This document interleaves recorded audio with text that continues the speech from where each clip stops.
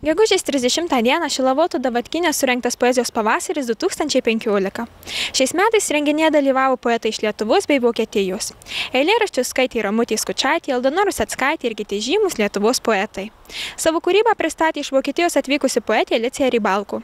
Renginio organizatoriai džiaugiasi, jog kiekvienais metais pasiklausyti poezijos į Davatkyną atvyksta daugybė žmonių iš visos Lietuvos.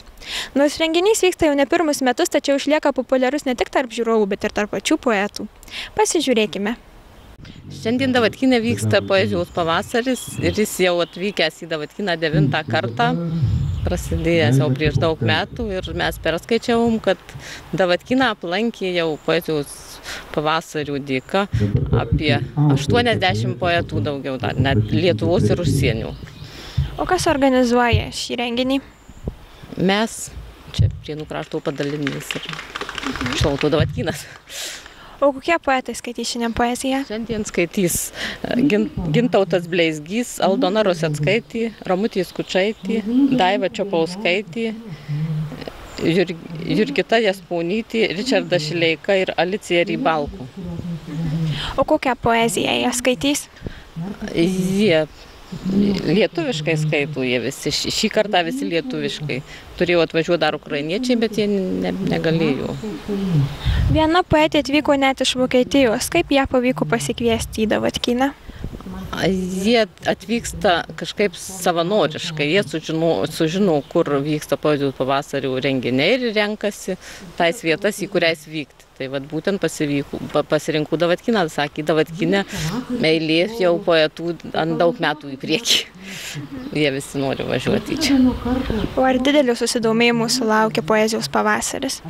Na taip, manyčiau, kad didelių, nes šiandien Prienų rajone labai daug renginių ir Davatkyne taip pat žmonių netrūksta. Tai, sakys, yra atvykę žmonės iš Kauno, iš Alytaus, iš Prienų, iš daug kur, ne tik tai vietiniai. O kaip manote, ar poezija jaunimo tarpe yra populiari? Manau, kad yra, nes yra jaunų žmonių, yra su vaikučiais ir jaunų ir taip ir ugdosi vaikai nuo tų pradžių pačių. Poezijos pavasario metu yra eksponuojama ir paroda. Kokia tai paroda? Tai moterų siuvinėtų paveikslų paroda. Viena, čia kaip tik Stanislava Marčiukaitienė, labai gražūs paveikslai, o kitos moters yra Nijolė Janulevičienė. Taip vietinė Šilavotų žmonės čia, taip tokie perliukai rasti Šilavotė. O galbūt kokia nors yra konkreti tema šiai parodai? Ne, jos ką turėjo, kokius paveikslus, tokius ir davė, ne visus dar. Kaip manot, kodėl verta klausytis poezijos? Tai manau, kad poezija, kaip ir visa kultūra, teikia tik gėrį. Ir tik žmogui geriau, kai jis klauso. Tu jau buvai ištirpęs sniegė, tik pirštai to nebepasiekia. O provėžos likščioliai spiegė seniai nutolusiam speigė. Nereiškia nieko kilometrai. Žėruoja snaigio oktoedrai ir voverės nukrato kedrai numirusias mirtim staigia. Ko neatsimenu, te miega. Dabar turiu išteisinti sniegą, nes bendros ašaros dar bėga Sajanų skardžio upeliu. Mums sniegį reikia apsiginti, atšildant tuos, kam teko gimti. Prisiekt daugiau neprisiminti, gimties ir sniego negaliu. Kelintą kartą dalyvauji poezijos pavasarį? O iš tikrųjų net negaliu suskaičiuoti. Dažniausiai dalyvauju čia Davatkyne, bet šiais metais pakliuvo, kad dalyvavau ir Justino Marcinkevičiaus tėviškėje. Bet tikrai kelintą kartą negaliu pasakyti. Kaip tu pradėjai domėtis poeziją? Turbūt mano domėjimasis poezija prasidėjo nuo to, kad aš pats pradėjau rašyti ir kurti dainas pagal kitų autorių žodžius. Nuo to tikriausiai ir prasidėjo mano domėjimasis. O su kuo yra susijusi tavo kūryba? Kokia tema vienyje visus kūrinius galbūt? Vienos temos tikrai neturiu. Galiu pasakyti tik, kad mano įkvėpėjai yra gamta, nes aš gyvenu čia Šilavote ir apylinkės mane tiesiog žavi. O ką manai apie jaunimą? Ar jie domisi poezija, tavo nuomonė? Manau, kad tikrai taip, nes ir čia šiandien šiame poezijos pavasaryje tikrai yra daug jaunų žmonių ir manau, kad poezija tikrai nemiršta, ji gyvuoja. Ką galėtum palinkėti jaunimui, kuris nesidomi poezija? Kaip tu juos galėtum paskatinti domėtis ją? Aš skatinti nenoriu. Poezija yra toks dalykas, kurį turi jausti. Ir tiesiog kažkoks skatinimas nepadės, jei tu nenorėsi. Galiausiai kalbasi tarpusavį melsvadangiškai. Gal šnekučiuojas po gėrio ir blogio medžių. Geraširdiškai vis palinguodamos, kad vaikaičiai tokie laikini, o šie užsispyrę laikinumo savo nepaiso. Nelengva mums su jumis išsiskirti, mūsų meiliusios. Pastovėkit dar po medžiu, tarp savo šnabždesių, tarp rusvų sijonų šiugždėjimo. Su jumis mums saugiau. Ten žemai, tarp gera ir bloga. Ar pirmą kartą dalyvaujat poezijos pavasarį? Pirmą. Aš turiu gal kokį 5. kartą. Ir kaip sugalvojot apsilankyti čia? Mano močiutės paveikslų paroda yra, tai galvojom palaikyti močiutę, pažiūrėti ten, kokie bus eilėraščiai, tada ir atvažiavom. O ar patinka klausytis deklamuojamų eilėraščių? Taip, patinka, gražus eilėraščiai. O patys ar domitės poeziją? Kartais truputėlį. Patinka labiau muzikinė ta poezija.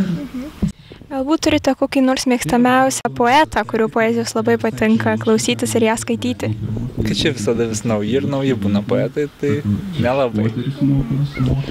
O kaip manot, ar reikalingi tokie renginiai kaip šis žmonėms? O tikrai reikalingi. To, kad yra įdomu paklausyti, ką žmonės kuria, jiems taip pat pasirodyti. Tiesiog iš abiejų pusių visiems reikalingi. Kitos pušys, ežerėlis, senosios druskininkų kapinės, kuriuose pasiklydęs 1984 praradau laiko nuovoką, nes buvo taip gražu, apsamanoję kryžiai, statulėlės, krentantys ir bumsintys kankorėžiai, ir juokėsi manęs ieškoti atėjęs diedulis, ką čia veiki tarp antkapių vaikelį.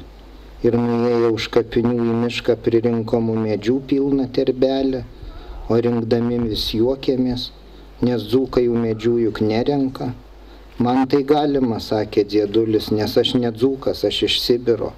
O šalta 1995 sausį, studijuodamas Vilniaus universitete, diedulio palto, kurį tuomet nešiojau aš kišeniai, radau sudžiūvusį kaštoną ir kancarą ir prisiminiau, kai paskutinį kartą mudu buvome išėję pasivaikščiot, sunkiai paeinantis diedulis iš kišenės išsitraukė ir prisidegė nuo visų slėptą cigaretę. Norėjau sulaikyti jį, ką darote, sakiau, rūkyti jokių būdų negalima. Diedulis tik nusišypsojo ir pasakė, gintaruk, dabar man jau viskas galima. Ar pirmą kartą lankotės poezijos pavasarį? Tikrai ne. Neprisimenu, kiek kartų buvau, bet tikrai ne pirmą. O kas iš čia vilioja atvykti? Pirmiausia, gamta ir aplinka. Tokia raminanti ir stebuklinga gal. O pats ar domitės poeziją? Ne tiek, kiek norėčiau. O jums sunku ją suprasti ar lengva? Ganėtinai lengva. Kiekvienas, manau, žmogus vis tiek supranta ją pagal save. Tai lengva, galėčiau pasakyti. Galbūt turite kokį nors mėgstamiausią poetą?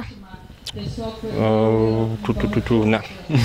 Neturiu, tiesiog skaitau, kartais net nežiūrėdamas į poetus, o poeziją apskritai. Tai neturėčiau tokio. O pirmenybę teikėt lietuvių poetams ar užsienių? Lietuvių. O kodėl būtent lietuvių? Dėl to, kad greičiausiai, kad lietuvių kalba yra gimtoji, o, vienaip ar kitaip, užsienio kalba, kad ir tu ją supranti, bet specifinių išsireiškimų vienai per kitaip tu negalėsi suprasti, specifinių gal istorinių vingių, jeigu poetas jais vadovaujasi, ar kažkokių visuomenės normų priimtų ir papročių pagrindų parašytų poezijos. Tai manau, kad savo gimtąją kalbą lengviau skaityti vienaip ir suprasti tą poeziją. Kaip manot, kodėl reikalingi tokie renginiai lietuviams?